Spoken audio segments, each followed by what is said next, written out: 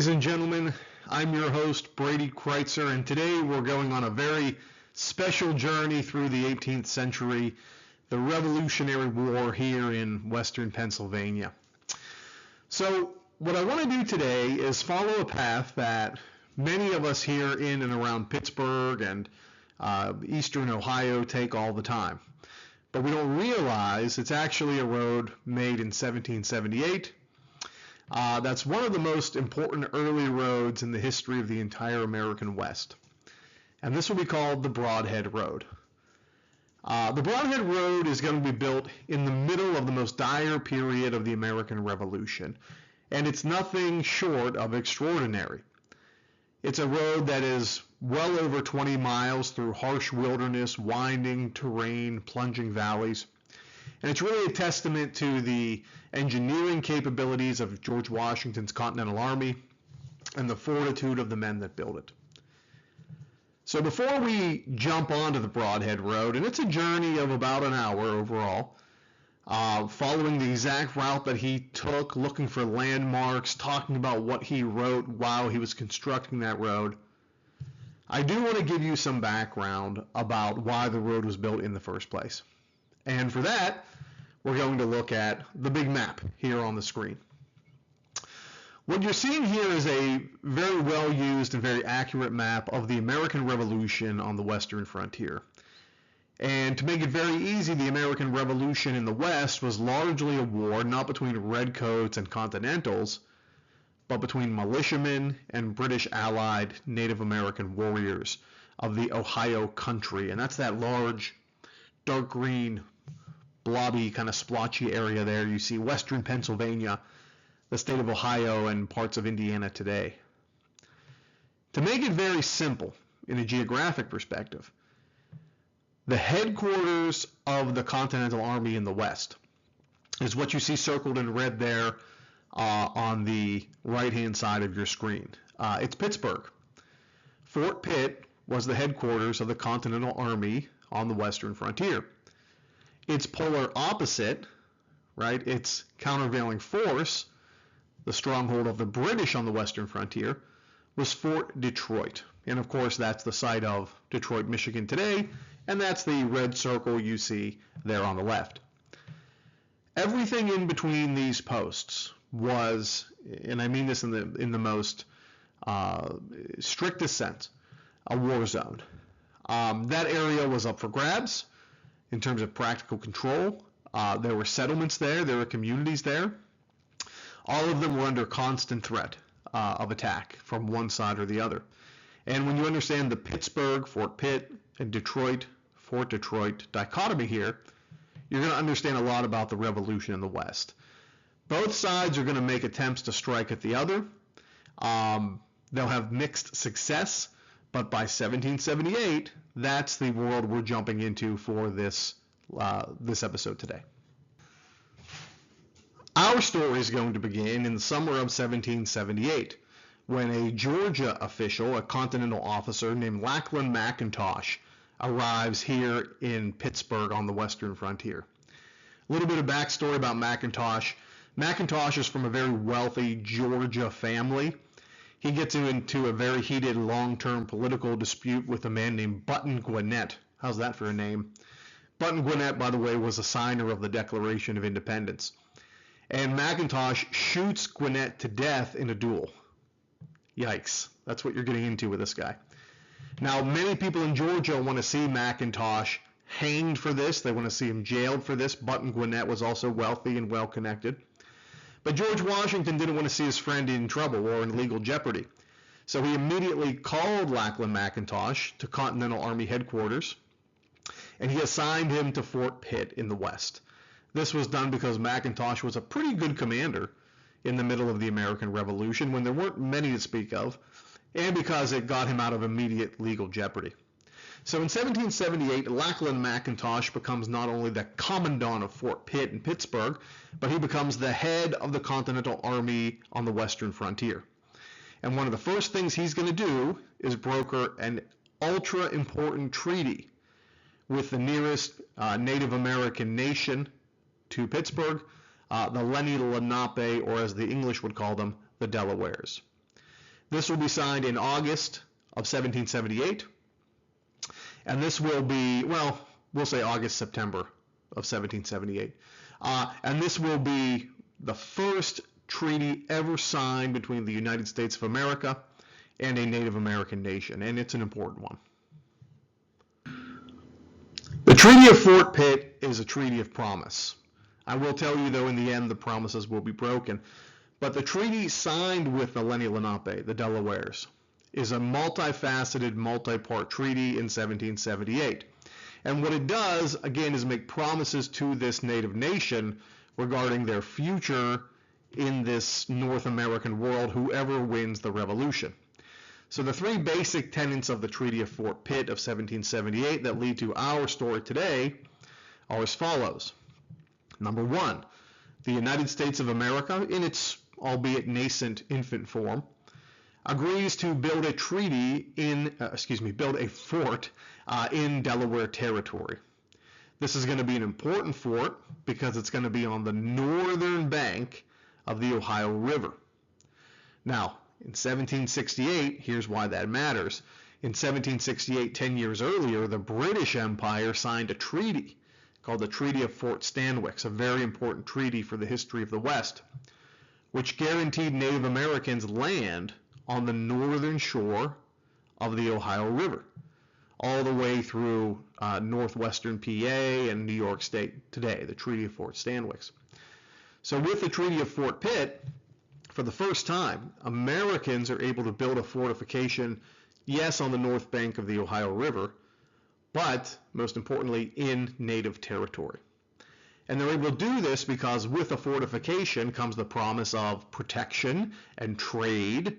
Trade is incredibly important to the Lenni Lenape. It's the really heart of their economy. And the Americans would hopefully be powerful allies in that regard. For the Americans, this was also important because it gave them a foothold in native country.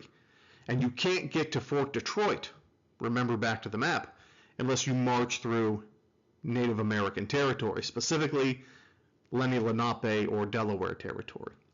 So it was a win-win for both sides if the treaty was ever held up, and unfortunately it really won't be. But now the Americans have the right to build a fortification in native land, and they have, most importantly, a direct route to attack Fort Detroit. That's Lachlan McIntosh's mission. McIntosh will build his new fortification, again on the northern bank of the Ohio River, at what is today Beaver, Pennsylvania. So for my Beaver County viewers, you know exactly where this is. It's a beautiful historic site. On the road trip we take today, we're going to end there, and I'll show you the whole thing. It's well worth it. But McIntosh is going to name this fortification after himself, Fort McIntosh, and he will try to relocate the headquarters of the Continental Army in the West from Fort Pitt upriver to Fort McIntosh. Honestly, it doesn't work great, but he does try to do it. And he'll garrison something like 1,300 men there. It's the largest collective garrison in the history of the American frontier for any fort, so we don't want to minimize this.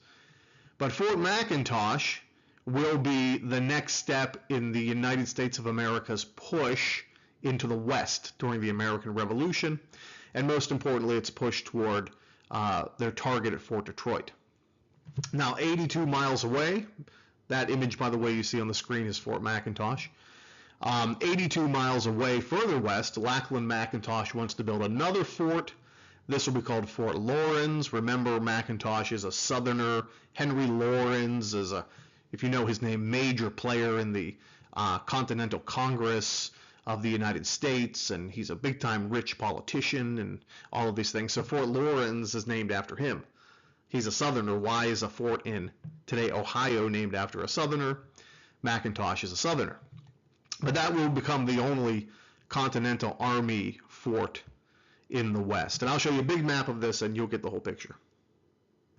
Okay, so here's our map, doctored up by yours truly, of Lachlan McIntosh's plan. So you can see at the beginning of that line, that green line I've made, is Pittsburgh. McIntosh will go upriver, and he will build Fort McIntosh on the northern bank of the Ohio in Indian Territory, right, Native American land. You can see that right above Pittsburgh. And then he'll continue to follow an existing path to the Tuscaroras River. And you can see right where that green arrow lands is Fort Lawrence, 1779, as it says. And that's going to be a new line of communication for the Continental Army. Now, his goal is Detroit, and McIntosh will never make it. Native American warriors will destroy and besiege Fort Lawrence in March of 79. The whole thing will fizzle out. But he did have a plan. And I think it's an important one, even though it's ultimately an aborted plan, because it gets us to talk about what we're dealing with today, which is going to be what's called the Brodhead Road. So for McIntosh, he's building these 3 fortifications several miles apart. You have to be able to support them. That's paramount. You have to be able to supply them safely and reliably. And he can't really do that with the existing road networks. He needs to build a new road through the wilderness, overland. And to do that, he calls upon a person who is a partner of his at Fort Pitt. They really kind of despise each other. But he's kind of the second in command at Fort Pitt, in a way. He'll be first in command, named Daniel Brodhead, a Pennsylvania colonel, but a very capable man. Now, where that overland route goes, I'll show you now. What you're seeing here on this map are 2 potential routes to get from Fort Pitt, Pittsburgh, where the lines begin, to Fort McIntosh, Beaver, where those 2 lines will end. And there's a classic way that McIntosh could have went. There was something called the Great Trail at this time. It was a very old Native American trail long before Europeans got here. It's the blue line on the map. And it follows the Ohio River. That's the obvious one. You walk in the river bottoms along the banks of the river, and it takes you right to Fort McIntosh. That's the way that Colonel Henri Bouquet went in 1764 after the 7 Years' War to rescue captives taken by Native American warriors during that conflict. It was a well-established road, but that wasn't a safe road or a reliable road, because as you can see, the blue line, the Great Trail follows the Ohio River.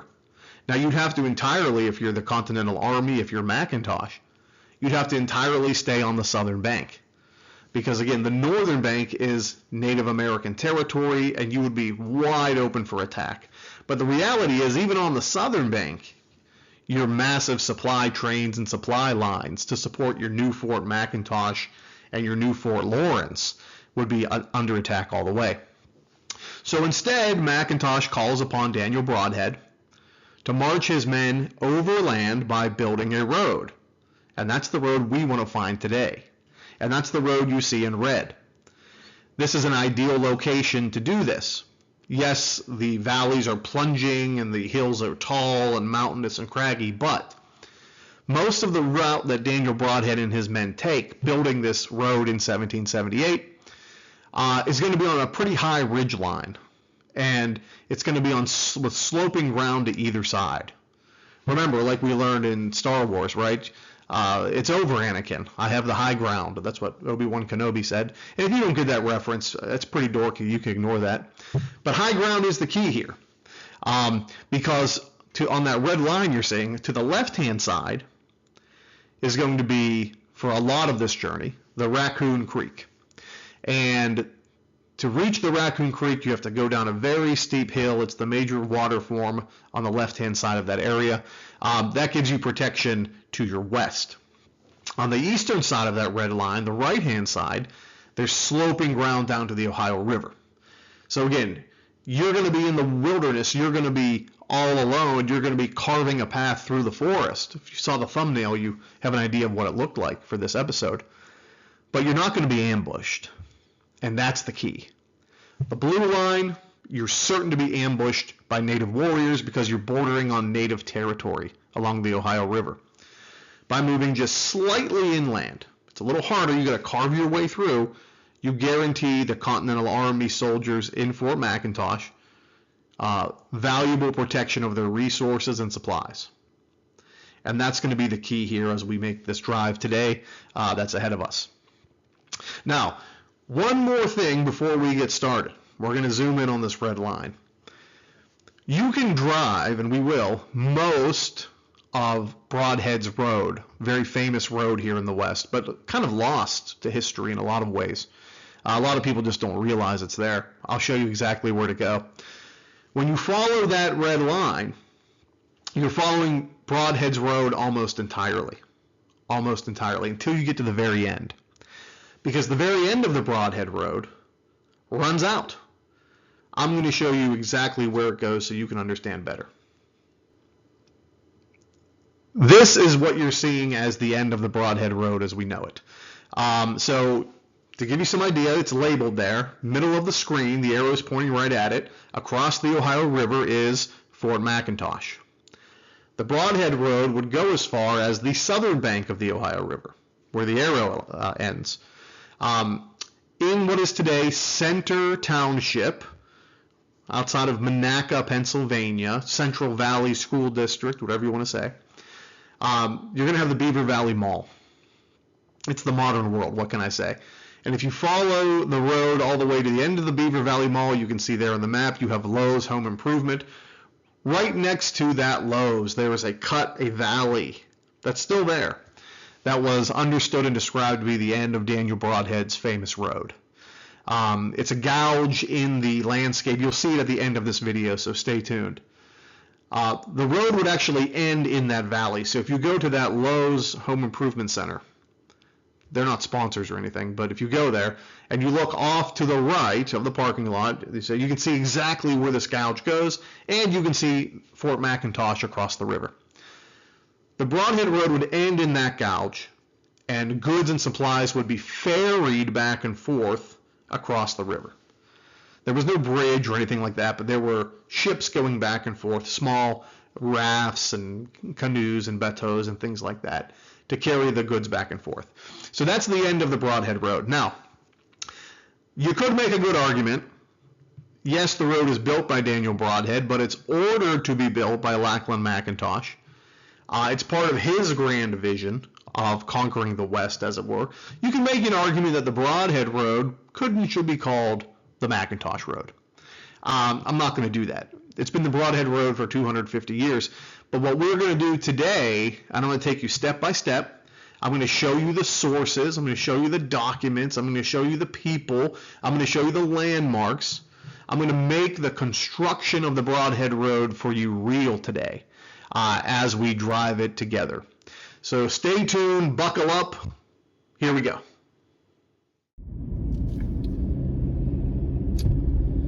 All right, everybody, welcome. We are on the first leg of our journey here on the Brodhead Road. We are in Pittsburgh's historic West End.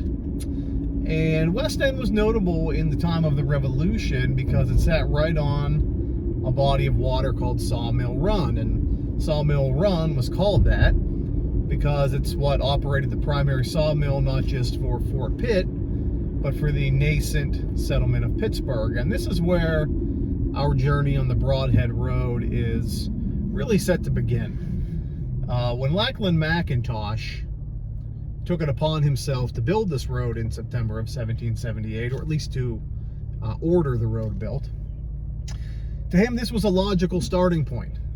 He would ferry supplies and men across the river, following roughly what is the course of the West End Bridge. And from there, he would simply load them onto pack animals and take them overland. Now, we're trying to find a road that is mostly lost. So we have to be sort of very judicious about what we're looking for and gathering any clues that we might be able to find about the 18th century. But it's a very historic place. And it's a place that was fairly busy even again during the time of the Revolution. Life was very primitive here in the West, but you know, it was not to say it didn't have its creature comforts. And what is today Pittsburgh's West End was an important part of that. Behind me was one of the oldest commercial buildings in Pittsburgh, today called the Old Stone Tavern. That was built in the 1770s, so that was here at the time. But we're going to follow roughly, beginning here in the West End, what we'll call Steubenville Pike. It's really remarkable, as important as this road, what history comes to be known as the Brodhead Road really was. It's still fairly intact. You know, we have different names for it, of course, but they're roads that we, as people in Western Pennsylvania, or visitors to Western Pennsylvania, see and recognize all the time. So we're going to continue now on to the Steubenville Pike, as it's called, and we're going to make our way onto the Brodhead Road. So one of the things I think that's really special and really, you know, sort of allows history to jump out at you and grab you, is that the topography between 2025, when we're filming this, and 1778, when Daniel Brodhead and his several hundred men, over 200 men, are digging and clanking and scratching this road through the wilderness, is that the landscape stays the same. And the rolling hills present challenges for drivers and motorists today, and they presented the same challenges for people driving wagons and pack horses 250 years ago. So we're now leaving Pittsburgh's West End, and we're really going on what is the first leg of our journey from Pittsburgh's West End to what is today going to be the modern city of Crafton. And when we get to Crafton, again, following almost exactly the same road as Daniel Brodhead and his men, we'll talk about an interesting little checkup that's waiting for us. So hang out for 1 second.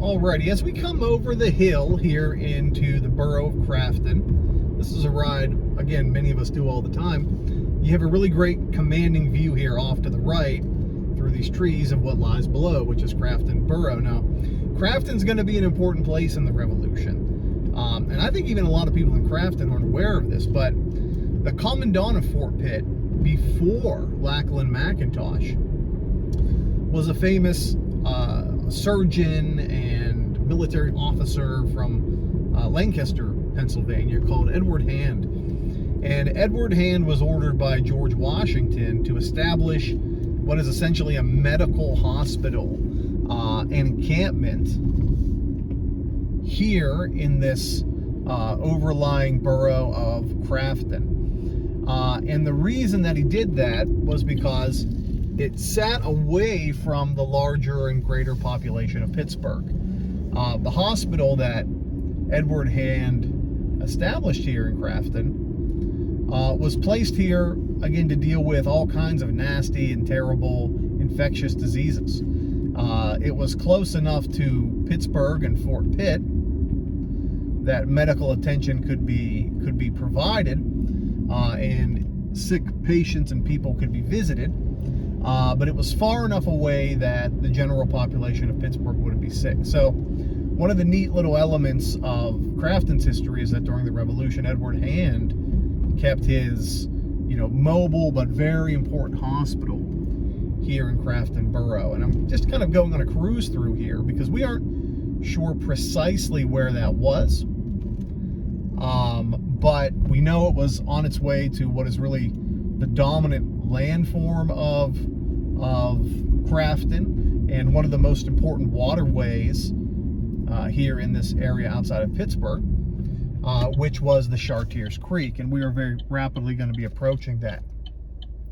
But you could imagine, the men on Brodhead's campaign were working and digging and doing their best to make some kind of a way that could carry supply wagons, pack horses, lots of people through this area. But they were kind of familiar with this place. None of them wanted to end up here, of course, because that meant you were deathly ill of some horrible disease, smallpox or the plague or something, horrendous like that. But make no mistake, Crafton was the place of Commandant Edward Hand's medical hospital, himself being a physician. That made sense for him. One of the great kind of cool legacies of Crafton, and one of the key elements we want to check in on here in the first leg of the journey. So next we're going to head toward the Chartiers Creek. We're going to cross over that just like they did, and we're going to make our way up the hill.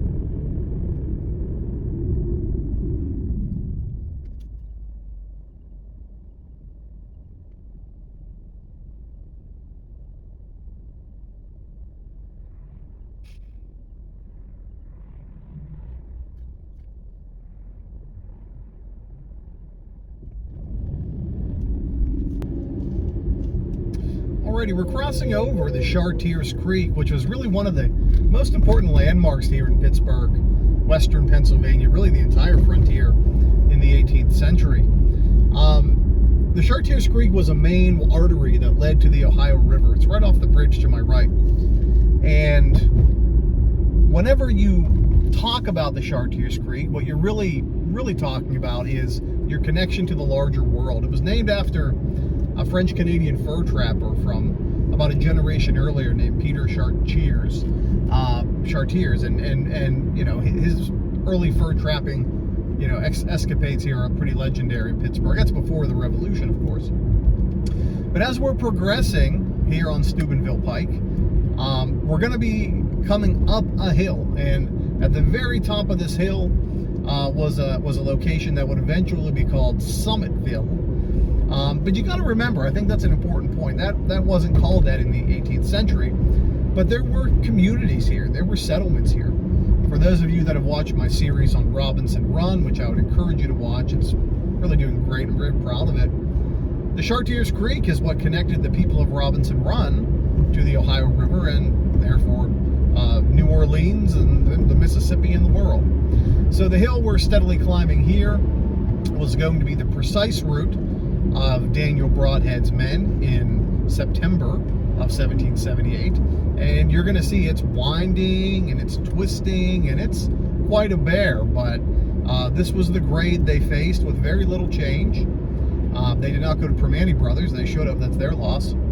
But as we get to the crest of this hill, we're going to make our first deviation off the Steubenville Pike, and we're going to really start to see the danger and the topography that western Pennsylvania has to offer. So hold on tight. We'll catch up in a second.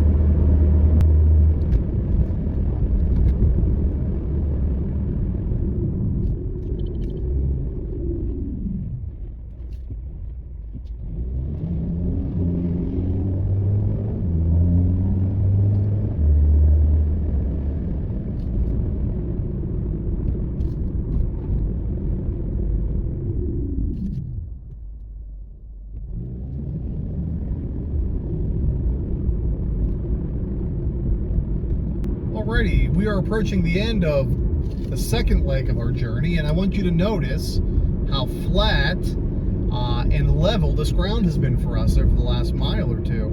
And this was a great welcome for Daniel Brodhead and his men, Colonel Brodhead. And of course, you know, flat ground is always going to make your life easier. Here in western Pennsylvania, you have to climb a hill to find that flat ground. But this would be the area that would one day be called Summitville, and this was an area that had farms and settlements here. And this, for our purposes, is the end of our time on Steubenville Pike. Now we're going to make a deviation here to the right on what is called Brodhead Road. It, of course, didn't exist at the time, but Daniel Brodhead and his men are going to cut their way through that, and we're going to take a much easier ride than they had. So stay tuned. Here we go on leg number 3.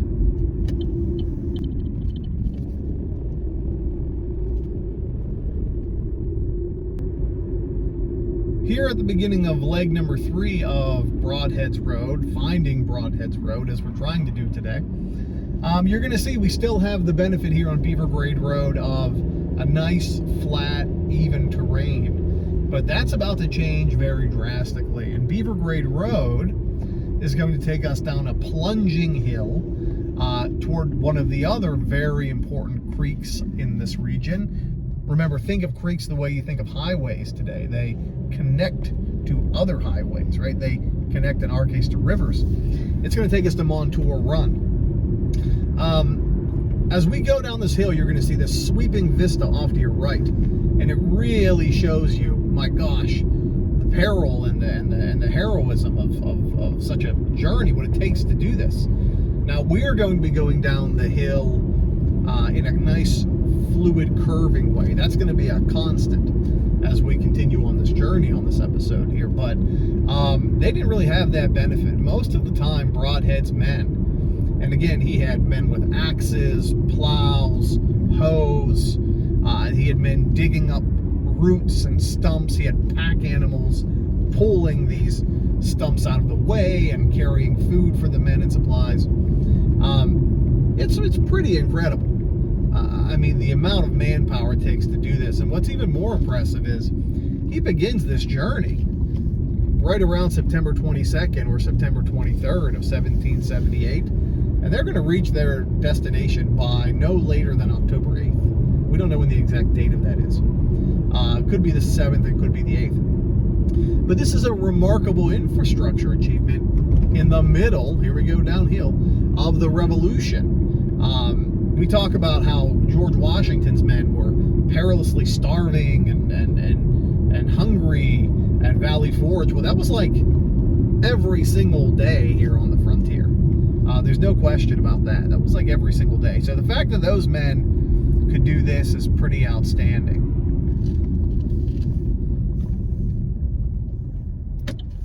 And we're here in the valley of Montour Run. It sits right off here to my left. You know, it's a fun little creek to kayak and swim. Of course, my children and I, we do that regularly in this area, but I think about these guys all the time. You know, for them, I could see them getting to the bottom of this hill and just celebrating the chance to have fresh, clean running water for the first time in, my gosh, 12 to 15 hours from when they continue down this way. So this is going to be the land of many Scots-Irish settlers. I'll throw up the land warrant of the area for the people that lived here. But for those of you that watch Robinson Run, this is going to be the original home settlement of one Joseph Scott. Joseph Scott, local justice of the peace, valiant service in the French and Indian War, in the Pennsylvania line,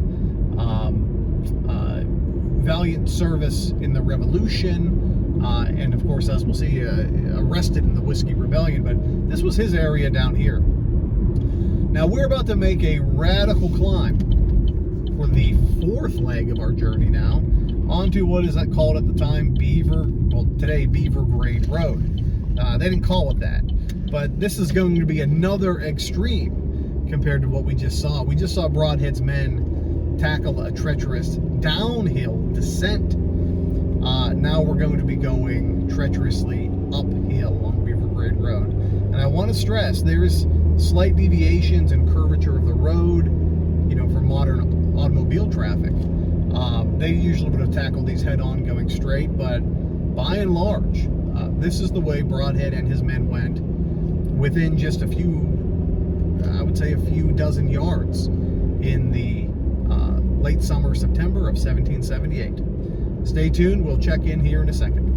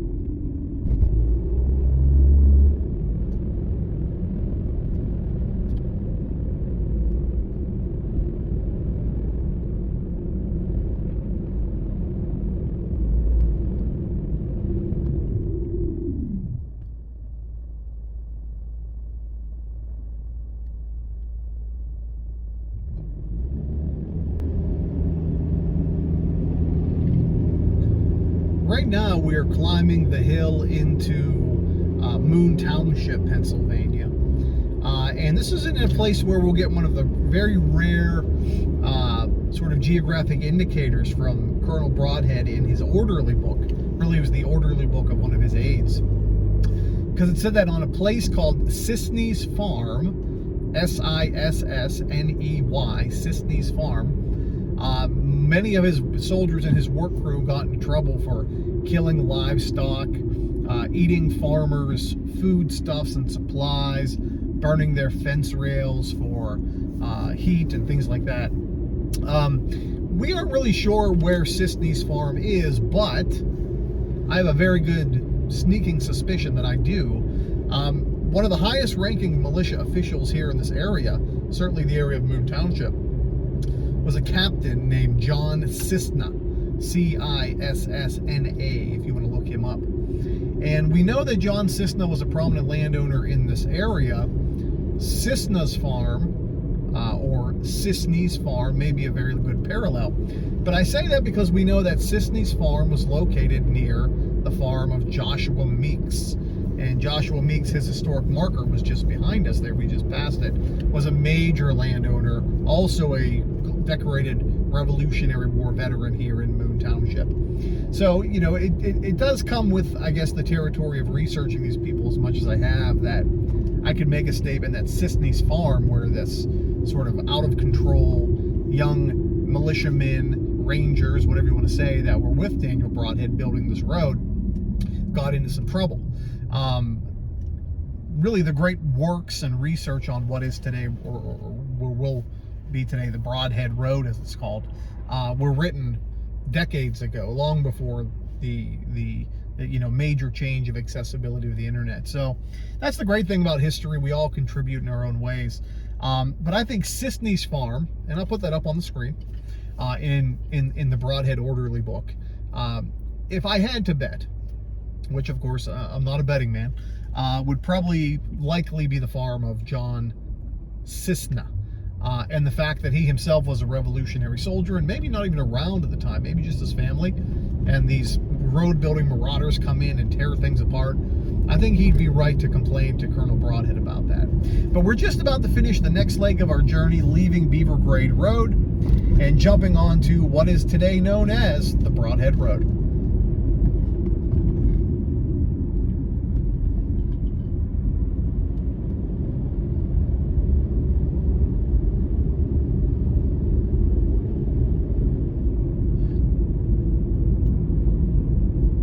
Alrighty, so here we are. We are officially on something called Brodhead Road.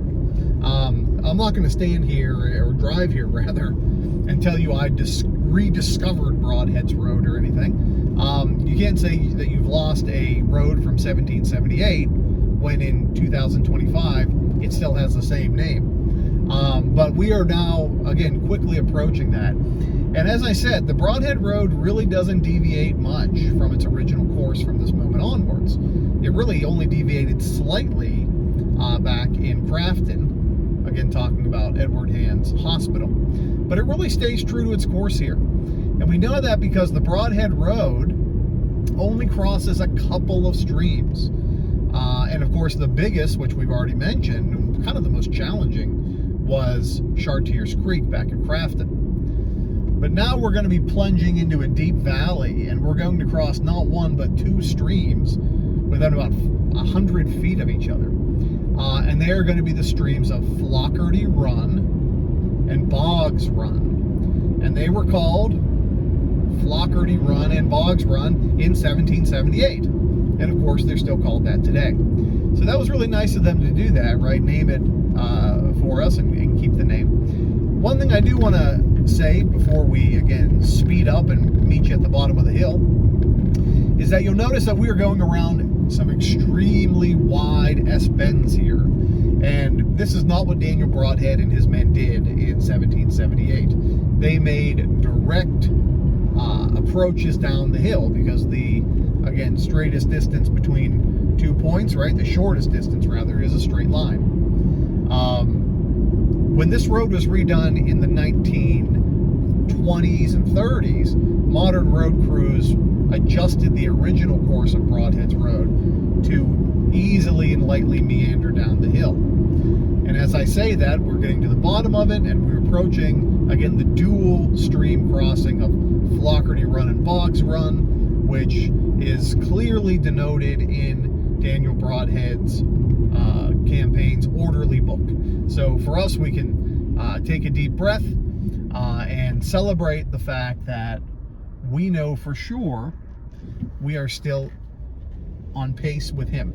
So here's Flockerty Run to my right. You can see the blue sign. We're crossing over a bridge for it right now. And we'll continue probably about 100 yards, and we'll cross over the second stream crossing, and really the final stream crossing, Boggs Run. And you can see it right here on the right there. So this is the moment that really, all the work we've been talking about really was the focus of why Brodhead chose this road to reach Fort McIntosh. Because from this moment on, we're going to climb our last big hill, and you can see ahead of us, it's a big one, and we're going to stay on top of a high ridge for the remainder of the ride. And that's what Brodhead and his men had been hoping for. I mean, their life is going to become, you know, much easier when they get to this point as far as road building is concerned, because they're quite frankly not fighting gravity. And you can see we're still going uphill. I mean, there's no doubt about this. Again, we are on what's today called Brodhead Road, and we're going to be approaching the line separating Allegheny County, where we've been this entire ride so far, and Beaver County, which is where we'll be for the second half of the journey. But by the top of this hill, it'll flatten out, it'll be beautiful, and, you know, it wasn't just a matter of working on flat ground for Daniel Brodhead.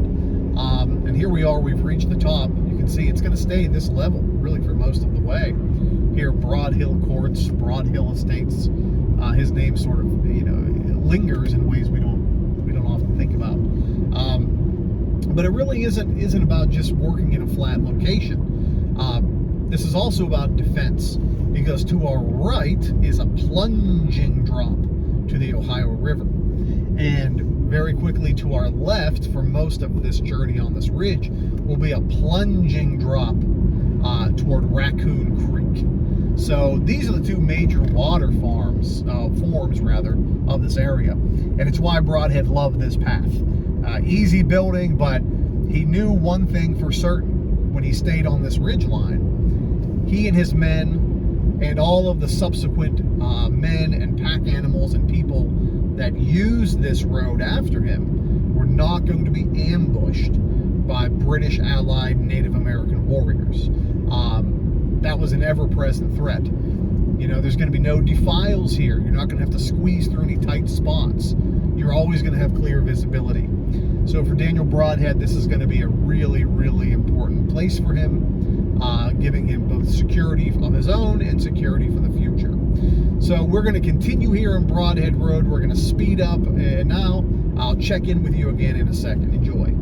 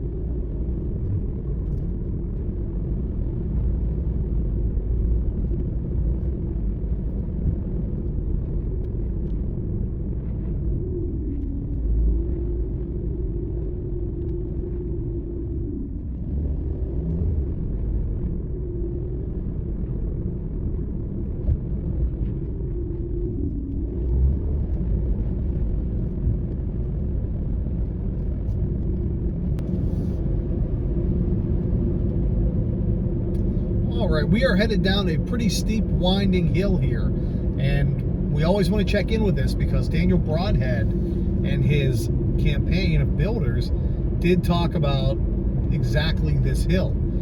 Still there at the time and still very formidable. We're coming into a tiny village called New Sheffield, Pennsylvania. And this is going to be our big landmark because on September 23rd, I believe, Colonel Brodhead established what would be his biggest operational camp of the campaign here at New Sheffield. New Sheffield is just up the hill from Aliquippa, Pennsylvania. If you want to know about, the National Football League, Aliquippa has sent more NFL players to the game than any one single high school in America. But at any rate, that's a different story. Very proud of them. New Sheffield was the perfect place for Brodhead to set up his camp because, number one, it was broad and flat. It could cover almost 50 acres or 50 plus acres of flat ground, giving him full command of the region around him. But what's really important is, because remember, he's got over 200 men and at least that many animals. I'm talking oxen, I'm talking horses. It had a spring for the animals to drink from. Now, the spring is gone today, but it did exist well into the 20th century. And that spring, really the only remnant that remains, is a road off to my left. For those who live around here, you'll know it. That's called Spring Street. Spring Street. So right off of Interstate 376 to our left is Spring Street. To my right is a plunging drop to the Ohio River. Brodhead will call this camp Raccoon Camp, and that's the sort of biggest indicator to me of why New Sheffield was the place that he camped. To my left, as I mentioned, is Interstate 376, for those who want to get here quickly. But beside that is the big, winding, meandering Raccoon Creek. The ridge we're on right here sits between the Raccoon Creek to the left and the Ohio River to the right. And it gives you full command of both valleys. One, again, a creek valley, one a river valley. But New Sheffield, again, what Brodhead called Raccoon Camp, September 23rd, 1778, is the location where his men spread out and rested and operated from. Now, what's important about this is that Brodhead sent an advanced party to establish this camp first. So he sent an advanced party here, as he and his men probably climbed that big hill into what is today Beaver County, Pennsylvania. And from here at New Sheffield, or Raccoon Camp, his men worked both ahead and behind. So they were working in both directions, around the clock, ahead of the expedition and technically behind the expedition. One forging a new path forward toward the northwest, and one trying to reach the rest of the crew behind them. So really important place, and probably, as far as we're concerned, the best landmark site we can talk about for this entire campaign. All right, check in again. Hang on.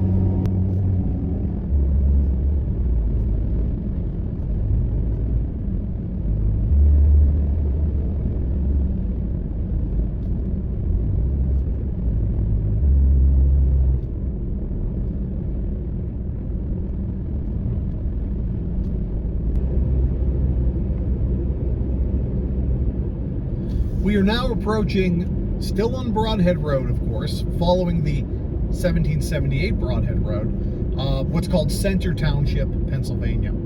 And just to my left, you're going to see a hillside. This was called Bunker Hill in 1778. Not the Bunker Hill, that would be awesome and it would change our story a lot.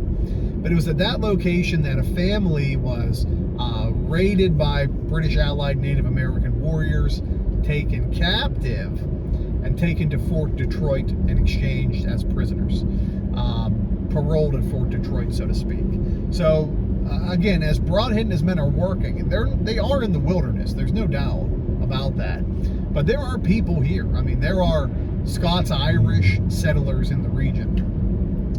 Now, as we continue here on the Brodhead Road, we're going to be passing an important deviation that most people miss. And it's that the original Brodhead Road does not entirely follow the current Brodhead Road. To this point, it has.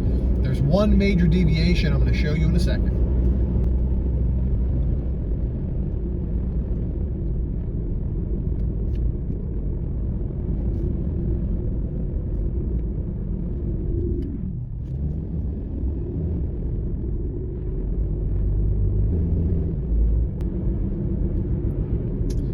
Okay, we're approaching the big deviation that most people miss. And there's a couple reasons for that, which I'll talk about. But the big standard change we're going to be shifting to is a road that's going to be right up here on the right. It's going to be called North Branch Road. And it's going to be the original intended route of what Brodhead took in 1778. If you were to stay on the Brodhead Road, you'd be fine. I mean, you've come this far. But, you know, because we want to do this the right way, we want to make sure we do follow their correct path. So it can be a little sneaky up here on the right. I'm going to take my time with it and make sure we hit it correctly. Part of the problem we run into with this is that there's a road up here called Old Brodhead Road, which makes you think that must be it. And that's like the case in you know, all historical roadways. If something's called the old road, it's the right one, and here it is. But in this case, it's not going to be the one. So let's follow the North Branch Road. This is the accurate way Daniel Brodhead and his 200 men would have went. And that'll sink us back onto an approximation of their original route, and then we'll be very quickly approaching the end. So I'm going to talk you through this. So you can see it's still pretty primitive up here, and really far more historic feeling than anything we've done yet on this road. So I think it's certainly worthwhile. But this is going to sync us up with what's called Old Brodhead Road. That's where it's a little bit of a discrepancy. Is you feel like the beginning of that should be the beginning of the Brodhead Road. It isn't. We are very, very much on our way. Here we are.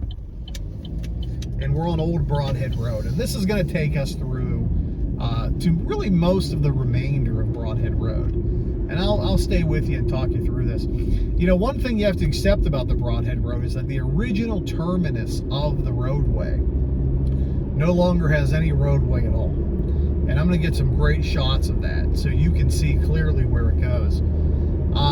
But the rolling ground here, climbing and falling, you know, is really, really, you know, to me, this is one of the real special places on the whole trip. Now, off to my left, for those of you who are trying to orient yourself, we are going to be approaching Penn State University, the Beaver campus.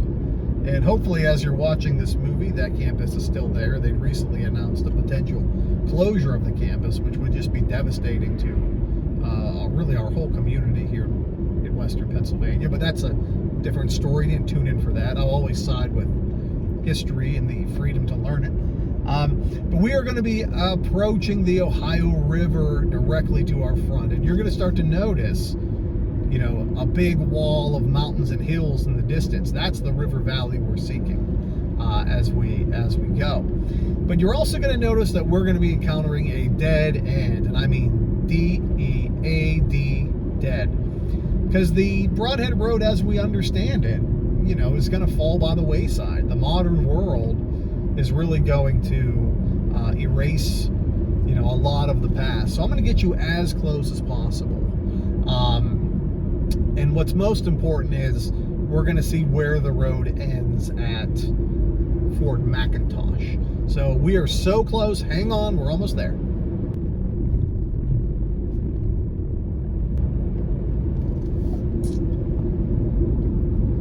Alrighty, here we are. So we are approaching a red light. This is essentially the end of the Brodhead Road as far as we're concerned. Now I'm going to show you the remnants of it using our cool Google Maps feature. And I use the word cool jokingly because I work with, let's be real, I work with 18th century documents. I filmed this on my cell phone. You know, I'm not the most technical of people. But this is going to be sort of the end of what Brodhead saw. So hang tight. We're going to go to Fort McIntosh now. And we're going to see exactly where this all ends up. And I promise you it's worth it.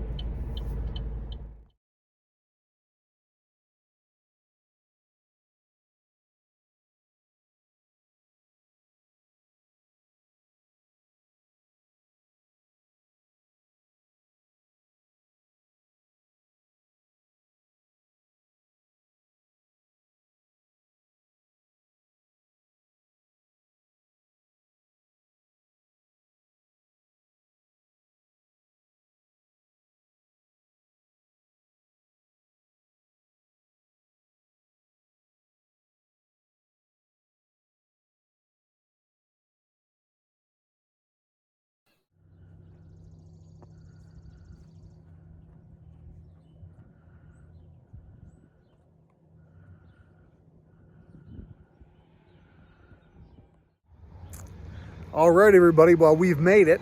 We're here at Fort McIntosh in Beaver, Pennsylvania. You can see this incredible cannon behind me, this great entrance sign. This is the end of the Brodhead Road, but it's really the beginning or the middle point, I think, of a much bigger story.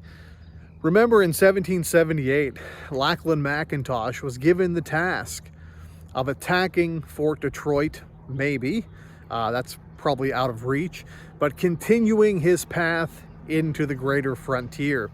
And this would actually be Fort McIntosh, the middle point of a chain of 3 fortifications. The first being Fort Pitt, the second being Fort McIntosh, and the third being Fort Lawrence, which is about 80 miles west of us in Ohio. He would build Fort Lawrence outside of Bolivar, Ohio. This road would be essential to supplying it throughout 1778 and 1779. However, it was taken under siege by British Allied native warriors led by a man named Simon Girty in March of 79 and ultimately abandoned. That was the only fort from the American Revolution ever built by the Continental Army in the state of Ohio. But the whole journey we just went on, that Fort McIntosh to Fort Pitt, that what is today Beaver to Pittsburgh route, was connected by the Brodhead Road. And this is the final endpoint here on the Ohio River. It's one of my favorite sites because a lot of people don't understand what it was.